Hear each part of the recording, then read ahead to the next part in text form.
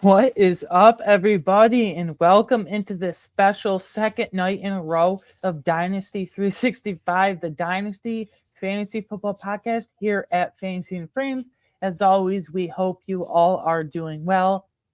I am your host for tonight, Aiden Weingartner, and with me, I have Kyle Ziegler.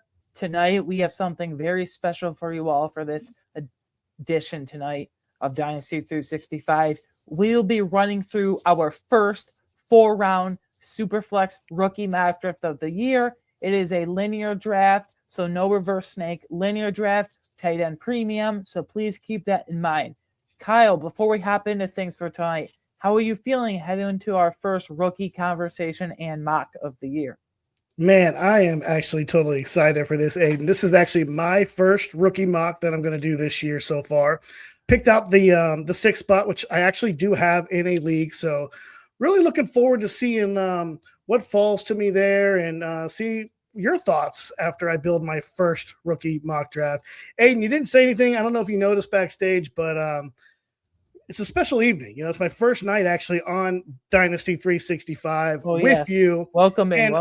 And what did I wear tonight? I wore a Buffalo Bills t-shirt for you, Aiden. How do you even have that? I knew you would ask me. Where did that come from? Thank you for asking. It's actually It's actually a pie bet that I lost.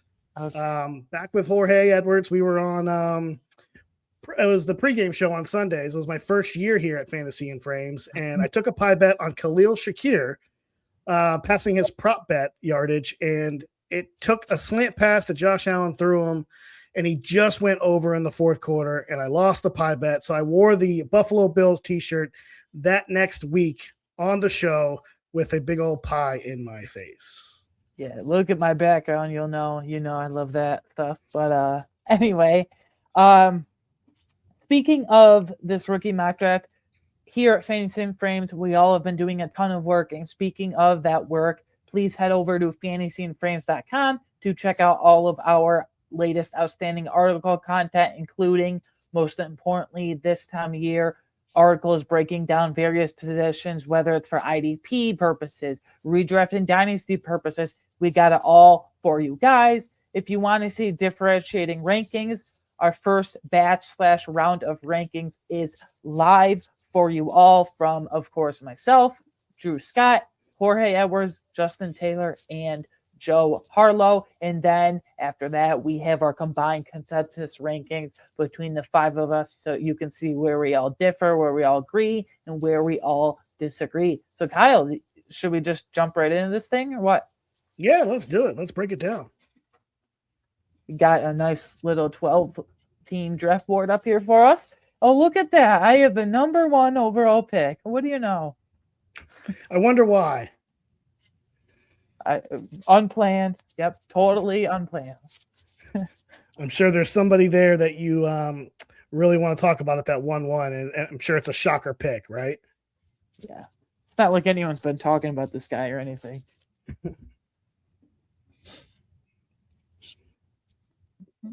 All right, so it looks like you're off. So Kyle, after each round, you're going to recap. Yep.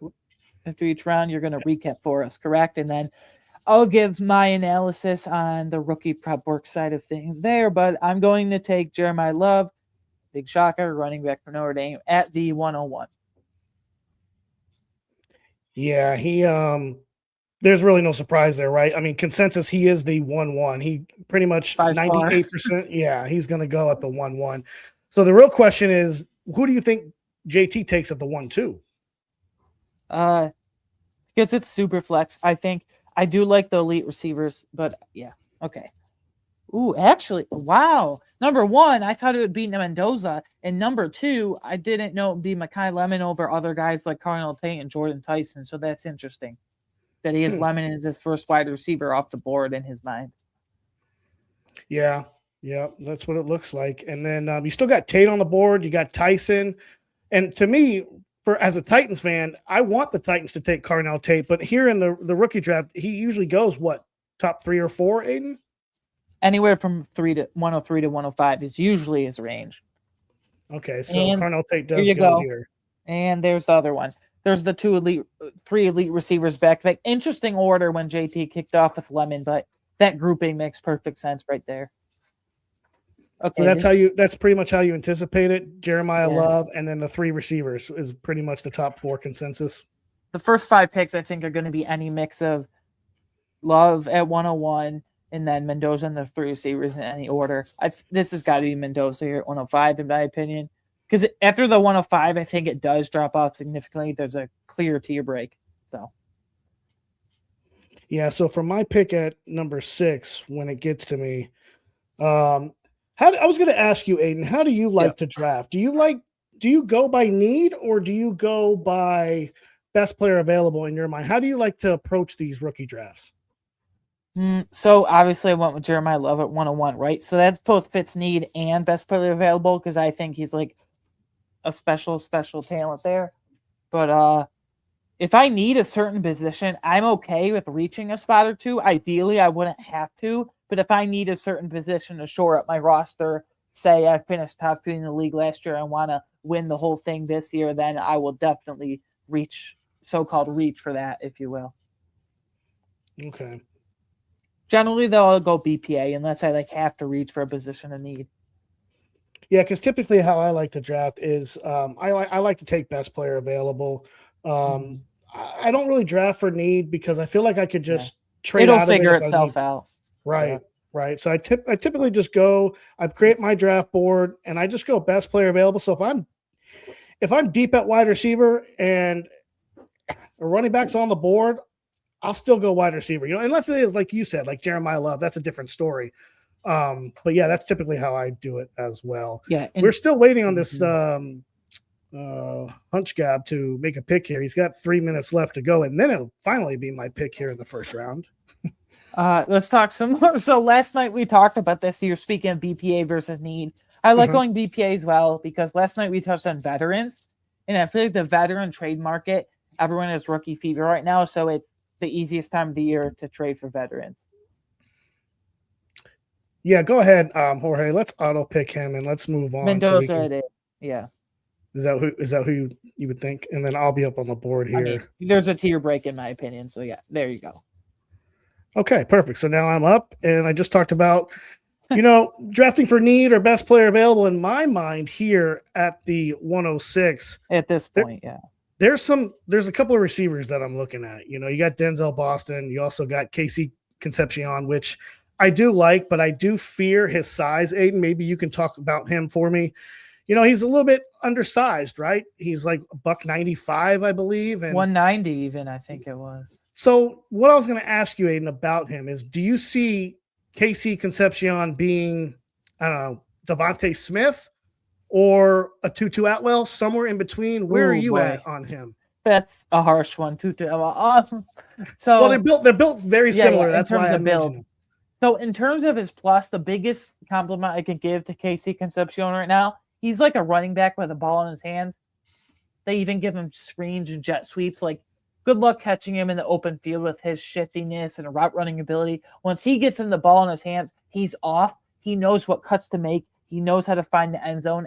His run after catch ability is extremely high, and he's very versatile. He can run routes from the backfield, line up in the slot, line up out wide. I don't know if he'll be a true alpha number 1 option for an NFL team in year 1, but I think in years 2, 3, and beyond, he can absolutely develop into one. So if that answers your question, then.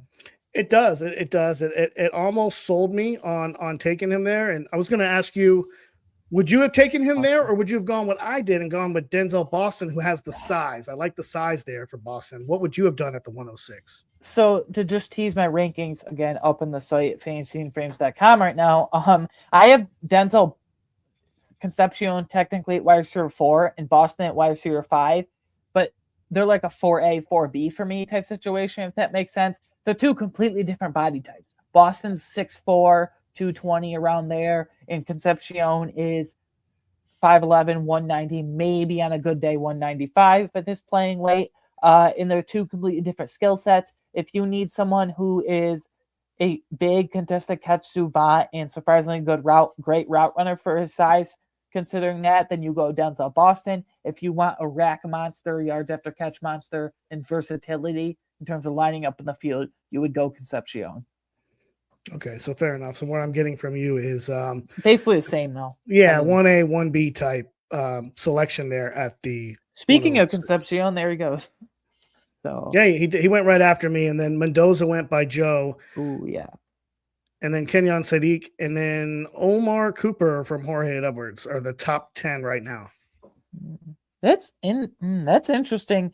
Between the two Indiana receivers, I thought Surratt would be drafted before Cooper, but I guess Jorge really loves the explosiveness and run after catch ability of Omar Cooper, because Surratt's pretty much the complete opposite, where he's not really athletic. He'll just sit down in the zone and get the job done. A true first down chain mover there. And yeah, Jorge, if you're able to in the chat, drop us your reasonings on Omar Cooper. We can put it up here and we can talk about it. Yeah. But to round out the first round, let's go ahead and break this down. Aiden with the 101. Go ahead. Took Jeremiah Love, Mekhi Lemon at 2, Carnell Tate 3, Tyson at 4, Jonah Coleman at 5. I took Boston at 6, Casey Concepcion at 7. That was the toss-up for me.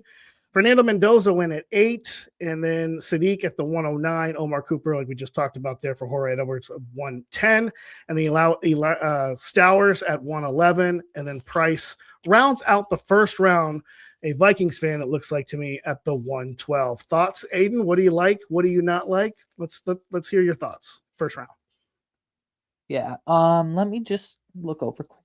Jonah Coleman is interesting. I thought that 105 spot would definitely be Fernando Mendoza. I think that's a few spots too early for my liking of Jonah Coleman. And I think Joe got a great value on Fernando Mendoza. So I'd personally flip the spots of Coleman and Mendoza respectively. But I think the rest is pretty on par with what I'm thinking right now. Okay. That sounds good. Now we head into round 2. And after you take Love at the 101, if you have that first pick of the second round, what are we thinking, Aiden? Man, I went Love. I don't want to. Man, boy, once you get the running back too, it's right after the first one. It's kind of ugly. Okay, so I was talking about Jorge. By the way, did Jorge give us his reasoning for Cooper? Yeah, it was an auto pick. Okay. So I personally said I probably would have taken Surratt. So I'll put my money where my mouth is and take Elijah Surratt. Yeah, I know he's not very explosive and athletic, but he gets the job done, and you can see him being a wide receiver too for 10 to 15 plus years if he's lucky in this league. He's a true chain mover, and he's a great route runner, and he just is a power slot. And if you're drafting at that 101, chances are, you don't have a very good team, right? So if you get a chance to start with a stud receiver and a stud running back like you just did, I mean, I like it a lot. Yeah. Even in a down class, I like it. And then JT goes in and takes Ty Simpson at the 202. Yeah, 202 there. He is the consensus second quarterback off the board. And this is a big gap, though. There's a big gap. Big gap, yeah. But this is a super flex, right, Aiden? Correct. Tight end premium as well. Tight end premium as well. I don't know. In my mind, that does Ty Simpson usually go in the second round in a super flex rookie draft? I think in a super flex, he would probably get pushed up. I wouldn't take him. I'd let someone else take him. Right. By the way, Emmett Johnson, that's who I was debating between Johnson and Surratt, but I want to kind of level it out with a running back and a receiver. But Emmett Johnson is a great pick there, in my opinion. All right. And it looks like unexpectedly, I was not expecting to be up. I got kind of lost in the sauce there, but I can definitely rebound here. Let's see here. I got Boston here now with my second pick. If I have a receiver, you know what? We talked about it, backstage, Aiden. This is not a very good running back class. So it gets ugly quick. It does. So then the question is for me, do I go ahead and take like a Singleton, right? One you believe in before it gets wasteland. Yeah. Right, because then it's really a crapshoot after the second round. So I don't know. Let's take a look here. I've already got a receiver. I really don't want to load up all 4 rounds being a receiver. So I'm gonna jump on this now. Receiver. I'm gonna jump on this now and take Nicholas Singleton here. Your thoughts there? So interestingly enough, this is pretty topical. Just a week or so, a couple weeks ago at the Senior Bowl, whenever it was, he broke his foot. So there's some reports that he may or may not be ready for training camp in week 1. So with that knowledge, I don't know if you knew or not, but with that knowledge, would you still have taken Singleton there over the other Penn State guy, Katron Allen? No, that's a very good point. No, I didn't realize that. So I probably would have gone Allen. So then maybe Allen would go there at the 2-6. That's probably a better pick there. So your thoughts taking Allen there at the 2-6? You don't mind that at all? So even without the foot injury, I like Katron Allen a lot more than Nicholas Singleton. I think Singleton is going to be a high-end special teamer and then maybe work in as a change of pace electric receiving back, if you will, if that makes sense. Singleton is way more athletic, but I just don't know if he has translatable NFL traits. Like the thing in the NFL is know where you're going and pick up your lanes when needed. And his ball carrier vision is pretty poor, if you ask me. And Katron Allen knows where he's going, will get you that short yardage, has a nose for the end zone. So foot injury or not, I would have taken Katron Allen, but yeah. No, that's fair. And we're closing in here on the second round here. We're coming up to the 211, and we're now cruising here as the Viking fan at the 212 will make his selection. And I'll just go ahead and, okay, there perfect. You go. I'll go ahead and recap it now. Yeah, exactly. So here to kick off the second round with Aiden, he took Elijah Sarrett, Ty Simpson in the second pick of the second round. Then we move to the 2-3, Elijah Johnson, Chris Bell at the 2-4, 2-5, Zechariah Branch. 2-6, I took Singleton there. Malachi Fields is the 2-7. Max Clare, the tight end there, 2-8. Bell went at the 2-9. Taylor, 2-10. Washington, 2-11. And then we round out with the 2-12 with Allen there at the 2-12. Who do you like in that second round, Aiden? Who do you think got a really good value pick in that second round? So I'm looking at two sleepers, Mike Washington Jr. and then Katron Allen. I got sniped twice in a row. I got sniped on the 1-2 turn with Jadarian Price, my other Notre Dame guy, and then I got sniped at the 2-3 turn with Katron Allen here. So, yeah. But I really like the last two picks of Mike Washington Jr. and Katron Allen, if you're asking me specifically. And another thing I wanted to ask you about this draft, they always say, I want to ask about the tight end class because 3 tight ends have gone in the first 2 rounds. A couple of years ago was a really big tight end draft. Last year was a good tight end class. What do you think of this tight end class? So I think QB and running back, it's a weak year for that. But wide receiver and tight end specifically, like you just asked me, is the clear strengths of this class. You got, I think, 2 pretty phenomenal prospects in Kenyon Sadiq from Oregon, and then Eli Stowers from Vanderbilt. And then you got a third guy who should be right up there with those guys as well. And Max Clare, we saw just went in Ohio State. But then you got these like big time athletes like Michael Trigg, Tanner Koziol, a few guys like that, maybe Oscar Delp from Georgia. So I feel like this tight end class is once again a very good year. And as we go ahead and let's start the third round, I want to just ask you, because you got a couple of minutes, Aiden. We talked about it backstage. I really like Michael Trigg as a tight. Is he a third round selection in a rookie draft? Because that's who I'm looking at the 3-6. Is that too early in your opinion, or do you like that spot if he were to fall to me at the 3-6? I like that spot. I think 306, 307 is where the conversation starts. I wouldn't take him anywhere in the first half of the third round because I don't know if he'll find a true home. I think he's more of a move piece than a true inline tight end in the NFL. But that's perfectly fine. We saw that from a guy like Harold Fannin this past year where everyone said that same exact thing, if that's not gets you excited at all. So. But now that I mentioned it, somebody's probably going to snipe me, and then I'll have to figure it out. Yeah, but you put it out there, so. Anyway, what are you thinking here at the 3-1? I was going to – well, good thing I got Jeremiah Love in a generational prospect when I did because the running back is a wasteland now. There's nothing there. So there's a couple of receivers here I like. I'm deciding between Jeremy Bernard from Alabama and Chris Brazel from Tennessee. I'm going to go Brazel because I like these. I fell in love with the freakish athleticism. He is literally always open. He separates in an absolute instant. Now, I know what everyone's going to say. Tennessee receivers. Josh Heupel doesn't prepare his receivers well for the NFL. Mickey Mouse offense. You look at Jalen Hyatt. You look at Dante Thornton. You look at Cedric Tillman. They can't run routes. I think Chris Brazel is a way better prospect than any of those guys combined. And he's got freakish athleticism, like I said. I mean, he's going to be a combine darling. He's probably going to run in the 4.2s. And he's He's got legit size. He's 6'5", 205, 6'5", 210. A guy his size should not be able to run as fast as he did and be as freakish athletic as he is, but that's just what it is. Jamie put out in the chat and is going to ask you for your thoughts here. He mentioned that Justin Jolly is a huge value in the late rounds. Now, how late are we talking for Justin Jolly, Aiden? I think the conversation starts with him like late third, early fourth in a rookie mock such as this one. I just worry about, does he have the prototypical size? Is he more of like a gadget guy? Is he more of a trick play guy in the NFL really than a full-time player? Like, if you have concerns about Harold Fannin Jr.'s size last year, he's even smaller than that. I just have size concerns with Justin Jolly. He's a monster after the catch. He's a bruiser after the catch and absorbing contact and putting people on the ground. I just worry about the size mainly. Okay.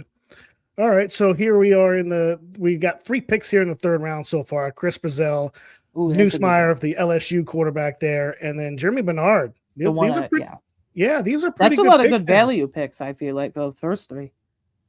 So as we move, a little bit later here in the third round, I need to start looking at what I'm looking at here for my pick. But those 3 guys to me pop off as maybe a good value pick here in the third round so far. As Benny thinks about what he is going to do. I'm going to pick this one. Boy, this is getting dried up real quick if you start looking at the board. Oh, yeah. Yeah, this is kind of the area where you're basically shooting darts anyway, right? In a regular year, let alone a down class like this one. Okay. Oh, who just went? Jacoby Lane. That's a good value too. Mekhi Lemon outshines him, but if you need a guy that can just be an electric first down converter, electric downfield play, Jacoby Lane's your man. So we talked about, the tight end class. We talked about the quarterbacks, how they're not, the greatest. The running backs aren't the greatest. I guess wide receivers then is the best of the group. It's by far, it's very deep. It has star power at the top with Lemon, Tate, and Tyson. And then it has some deeper guys as you go down the board, like Bradzel, Bernard, Surratt, Cooper, and a few more guys we're going to touch on as well. And how do you think the wide receiver class this year compares to last year? Is it just as good? I don't think. Okay, I'm confident saying I don't think any of the top 3. I think Tet McMillan is the best prospect out of everybody, but I think these guys, this is a bit of a deeper class. So I don't think it has the star power last year, but I think this year's depth is better than last year, if that makes sense. But now that I'm up here at the 206, I talked about taking Michael Trigg here. He's still there. I think what I would do though, because I feel like he may not go this early. So if you're in a live thing here situation, you could maybe tinker a little bit, maybe slide down a couple of picks to try to pick up some compensation. If you're looking at Michael Trigg, I really like him. And a tight end premium, I'm going to take him here at the 3-6. But I don't hate also, if you're in this spot and you like Trigg as well, like I do, I don't hate the fact of maybe trading down a couple spots and picking something else up along the way, because it could be a little hair early here at the 3-6, right, Aiden? My thing with that is I just don't know if you're going to get a lot of takers from moving down in an already perceived weak class. But I like the idea. I just don't know if anyone would do that in a weaker class. No, that's good actually thought there, though. Yeah, that's a fair point. So let's talk about what's out there right now for the rest of the third round. Who's sticking out to you on the board that really would be a smash pick here from 3-7 on? That's still there. You took Michael Trigg. Damon Claiborne, running back from Wake Forest, is an athletic running back that I really think is a true sleeper, in my opinion at least. I have him at the back end of my top 10, I believe. Deion Burks, he's small. Like, we're talking 5'8", 175 small. But he's got a little the Devontae Smith effect in him, where he should not be as great he is for how slender and skinny he is at contested catches, but somehow he's like elite at contested catches for his size. We talked about the sleeper tight end that Jamie touched on, Justin Jolie. He's way down the board, but I think the conversation for him can start here. And then to talk about a third guy, if you want to take a shot by the way, we're not messing with the whole Trinidad Chambliss thing.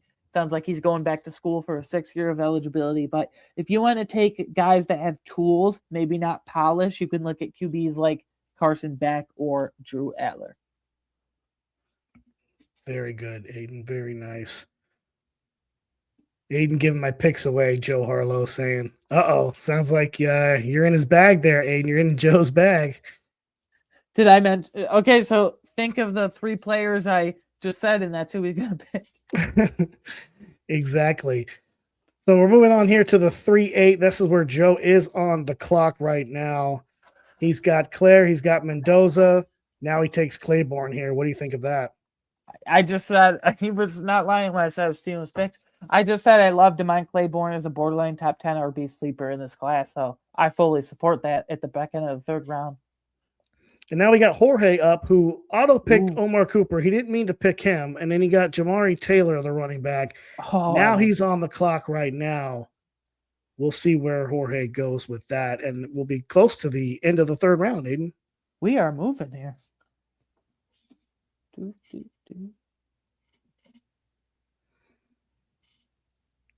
What are we on? 310? Yeah, the 310. Once Jorge makes his pick, well, I'll go ahead and start maybe slowly. Jolie. Oh, he took Jolie. Okay. The sleeper tight end, yeah. Yeah, we were talking about it, so why not, Jorge? Good pick there at the 310. With 2 more picks left, I'll go ahead and slow play the end of the recap here of the 3rd round here. Yep. So you kicked it off at the 3-1 with Chris Brazel. Garrett Nussmeier, I want to talk about him, Aiden. I like him because he plays in the SEC, at LSU. He's the 3rd quarterback off the board. Obviously, when you take the 3rd quarterback here and you're in the 3rd round, you don't expect him to come screaming out of the gates. But do you see any potential in Nussmeier? I do. I think a lot of people look at the injury this past year because we look at summer mock drafts. Last year before the season, he was going like borderline top 10 pick, potential damn near number 1 overall pick as well. So I really like that value, Kyle. I'm glad you like it as well. He's a bit undersized, but I think people don't realize how good he was just 2 years ago because of the whole Brian Kelly situation when he was fired, because of the whole injury situation with Garrett Nussmeier. He was the first half of the year was playing through injury a lot, but I really like this pick personally. Yeah. I really like that pick of Nussmeier. Yeah, SEC competition, so it seems like a good spot there in a super flex. I mean, so JT really got two quarterbacks Simpson in the draft. Nussmeier. You can't really hate on that. And now as we move on to the 3-3, Jeremy Bernard went. The 304 was Jacoby Lane, followed by Eric McAllister. Then I took Michael Trigg, my favorite tight end in this class, out of Baylor. Antonio Williams, Desmond Claiborne at the 308, Ted Hurst 3-9, Justin Jolie at the 310, Le'Veon Moss 311, and then we round out the 3rd round with Brendan Thompson. Aiden, I got to ask you. Yeah. Now I'm going to switch it up a little bit. We talked about some guys you really like. Let me hear someone that in the 3rd round was maybe a little bit of a reach, maybe somebody you're not in on here in the 3rd round. Did anybody go to your surprise here in the 3rd round? I probably wouldn't have taken Le'Veon Moss this high. Like, no shade, but I probably wouldn't have done it personally. Just because I don't fear he does anything special. Like, he does a lot of things at a decent enough level. But in the NFL, you need to break away in some capacity, whether it's explosiveness, whether it's your receiving ability, whether it's a yards before contact, yards after contact. And he just doesn't really stick out and separate himself, per se, if you will, in any one specific metric. I fear he's a jag, just a guy at the next level, unfortunately. Okay, so that sounds like a guy you wouldn't even take in the 4th round unless it's back and forth. I like, if he goes undrafted, I'd probably stash him on my practice squad. Sure. Taxi squad, just to see how it plays out in the next year or two. But I probably wouldn't even go near the 3rd round, let alone drafting him at all. All right, so you ready to kick off the 4th round here, the 401, and get things started for the 4th and final round of this mock draft? Okay, I got to go QB and tight end. Enough putting this off. I got Jeremiah Love. I got for sure hands guy and Elijah Surratt, and I got a freakish athletic demon in Chris Brazel. And I'm not allowed to pick Chambliss for obvious reasons. So at QB, I'm looking at a veteran who's played a ton of games, but maybe not any athletic upside, really, unfortunately. Or I got a guy on the total opposite end of the spectrum, if you will, that has all the tools in the world, but just doesn't play the QB position in a really favorable manner in Drew Aller. I'm probably, because Drew Aller's the upside, right? It might take him, it's going to take him a year or two. Maybe he's stashed on some practice squad in the league, or maybe a little above that at some backup level, but I'd rather go with the safer option. At least I know what I'm getting. Played 6 years of college football. Yeah, is a little turnover prone. Yeah, it doesn't have as many athletic upside, but in a weaker QB class, I'll just settle for the safe pick, if you will, and take Carson back. 4 years at Georgia. No, 5 years at Georgia, and then 1 year at Miami. Okay, yeah, I was going to say, Carson Beck, I feel like he really raised his draft stock in the playoffs. Do you agree with that? I do, because coming off that Georgia year, if he had declared for the draft, he would have been like a 6th round, 7th round undrafted guy. But now I feel like in the real NFL draft, he'll go 4th, 5th round, somewhere in there. At least that's where I'd be comfortable taking him. So if he gets that early day through draft capital, I'll go with the safe option there at 401 and Beck. Something that surprises me, and full disclosure, I haven't done a full read on all of these rookies, but I did watch a particular player that I want to ask you about, Aiden, and I thought he, looked sharp, throughout the season in college football, and it's quarterback Cade Klubnik, out of Clemson. I really liked what I saw from him, and I don't know what was the reason why his draft stock's kind of fallen off a little bit, because from what I saw in games, he looked good to me. He could do everything. And I was just wondering, why is he not really sought after here? So first of all, Clemson massively disappointed this past year. But second of all, I've really never been that big of a fan. Like, sorry to let you down, Kyle, but I've never really been that big of a fan. A fellow writer here at Fantasy Frames, Joe Harlow, if he's in the chat still, I know he agrees with me that Cade Klubnik, he's a bit undersized. Like, he's a good enough passer. Just a couple years ago, he passed for over, his junior year, almost over 4,000 yards, give or take, if I remember correctly. But I just don't think he has NFL tools, unfortunately. I just don't think he has a pedigree. Could he be stashed as a QB3 slash practice squad guy in the league if need be? Sure, but unfortunately, Kyle, sorry to disappoint. I just don't think he has NFL tools. No, that's fair. And, it's not just you, this is pretty much everywhere where he's just not sought after. And he's undersized to begin with. So, no, and that's a very fair point. So as we kick off the 4th round so far, Carson Beck went to Aiden, and Jack Injuries, the tight end. Jam Miller went 3rd, which we've had a big discussion behind the scenes about Jam Miller, haven't we? His name. Yeah, there's a problem there. And then the 4th pick of the 4th round is CJ Daniels. So the 4-5 is. I like that Daniels one. I'd like just to touch on it real quick, if you don't mind. Yeah, go. I like please. the Daniels sleeper pick. I really wasn't thinking much of him after he transferred from LSU, but he was big in the playoffs this past year, in the 2025 season in particular, specifically for Miami. I really liked. They have a star freshman there, Malachi Toney, but as CJ Daniels is probably a 3rd option as like a big power slot at the next level. I really like his explosiveness, and he's an underrated route runner. So I could feel like he's gonna get like 5th or 6th day 3 draft capital in the real NFL draft, but he just for that reason he can be a sleeper and a true value pick down here this late. So I'm a big fan of this and him in this range personally. Now I'm going to ask you, because I'm coming up on the clock here pretty soon, so I want to pick your brain a little bit here with my final pick. I'm gonna, it's a Superflex league, and if I'm kind of needing a quarterback on my roster, then I don't mind taking a shot here even late, because I don't know, I'm shooting for the Russell Wilson story. Yeah. So you told me you didn't like Cade Klubnik, but I want to hear your thoughts on how about Drew Aller.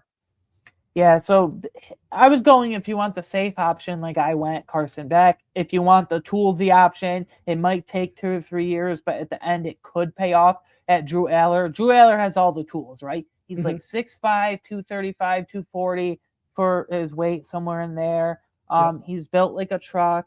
He just doesn't, in my opinion at least, I could be off base here, but in my opinion at least, he doesn't really play the QB position at an NFL level. Even in college at Penn State, he doesn't even play the QB position at a favorable level, and I fear he's a turnover machine. But if you're willing to wait on a high upside toolsy guy that has the requisite plus size and athleticism and speed and rushing ability that you can be willing to stash for a year or two, then I take that swing for sure, especially down here in a weaker down class.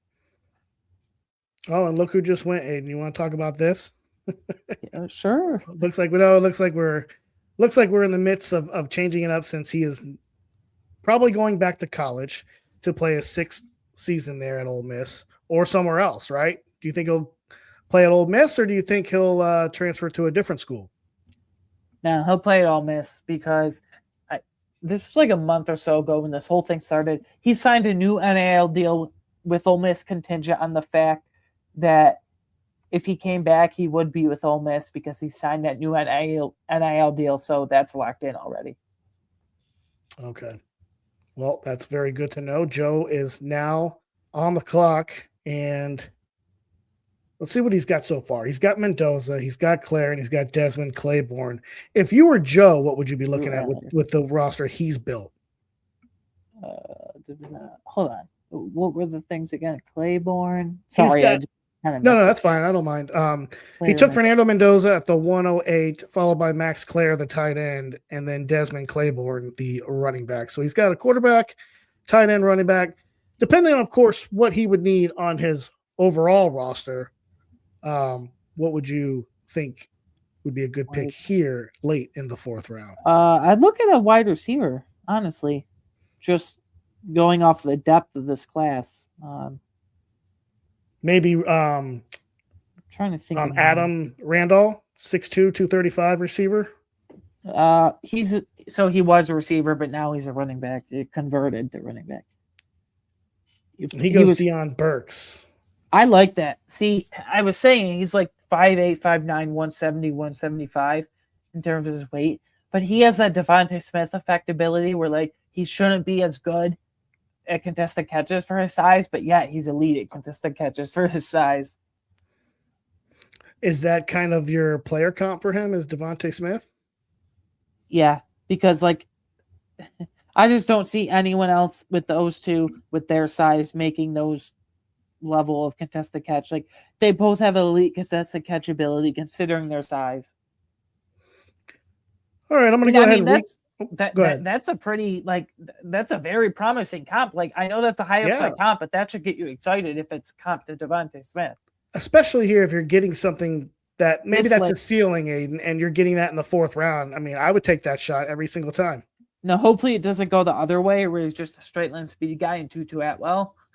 Hopefully I'm not completely wrong. Hopefully at least it's somewhere in between, even close to Devontae Smith. But even if you're wrong, Aiden, it's the 4th round. You know, you're shooting darts at this point anyway, with your eyes closed. If you have to cut him in a year or two, like it's the 4th round, you're not gonna start crying over it or anything. So. Yep, exactly here. So we're rounding out here the 4th round. Aiden kicked us off at the 401 with Carson Beck. Then the tight end at the 4-2 injuries. Then am I saying that right, Aiden? Jack? What? The tight end injuries. That's another tight end that's deep class I like. Yeah. Yeah. Yep. And then Jam Miller at the 403. CJ Daniels at the 404. Dean Connors went 4-5. And then I took, because, you know, I have to get a quarterback in a Superflex league. Drew Alar. And then, well, we all know what's going on with Chambliss there at the 4-7. So just put Cade Klubnik in for that one if you want a QB or something. Oh, see there? Yeah. We could put Cade Klubnik there, a guy that I like that nobody really likes. The 408, Deion Burks. Taden Green went 409. Desmond Reed 410. And then Cade Klubnik here at the 411, who was still on the board for him, went ahead and took him there with the second to final pick. And then the last pick of the rookie mock draft at the 412 was Kevin Coleman, wide receiver. 2 questions here, Aiden, for the 4th and final round. Who was a steal here for the 4th? And then I want you to tell me overall who got the best rookies in this mock draft out of all four. So first, this isn't my actual pick for like best value / steal, but I want to touch on Taylor Green. I think he's a really interesting prospect. He has all the making of an elite rushing upside QB in the league. He has elite prototypical prerequisite size. He has a strong arm for days. He's just not a very accurate passer. He's very erratic in that department. So that's just what I wanted to touch on quickly. But I think my favorite value pick, like you heard me gushing over my comp for Deion Burks. So it's obviously going to be Deion Burks. The uncanny contested catchability for his size. I just fell in love with that immediately. And then what was the other one? Overall best? Yeah. Tell us, who do you really like that drafted the four rookies? Who got the best values there with all four combined? That one's a little early. I'm sorry. I'm just looking on this. No, I didn't mean to catch you off guard there, but I don't know. I really like, you